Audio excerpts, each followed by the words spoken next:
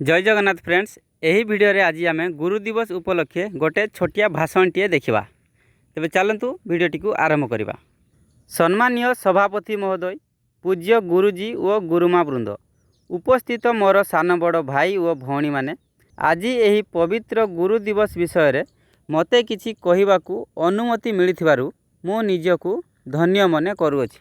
गुरु गुर अर्थ हेउछि अंधकार एवं रुर अर्थ हेउछि ज्ञान। अंधकार मुक्त करी जी आमको ज्ञानर आलोक दे थांती से होउछंती गुरु। समग्र भारत वर्ष रे सेप्टेम्बर 5 तारिख को गुरु दिवस रूपे पालन करा जाए। एही दिनटी होउछि भारतर पूर्वतन राष्ट्रपति डॉक्टर सर्वपल्ली राधाकृष्णनकर जन्मदिवस।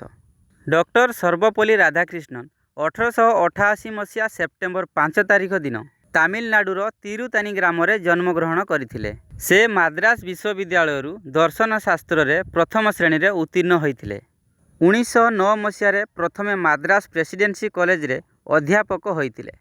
से मध्य इंग्लैंड रो सर्वोच्च उपाधि ऑर्डर ऑफ मेरिट पद पाइबार सौभाग्य अर्जन करथिले। से जड़े ज्ञानयोगी गुरु को परम गुरु शिक्षक मानकर समानार्थे तांकर जन्म दिवस को गुरु दिवस रूपे पालन करने को परामर्श देइथिले। प्रतिवर्ष तांकर जन्मतिथि गुरु दिवस रूपे पालित होई तांको प्रति यथाचित सम्मान प्रदर्शन करा जाउछि। एतिकी कही मु मोर वक्तव्य शेष करुछि। जय हिंद, जय भारत।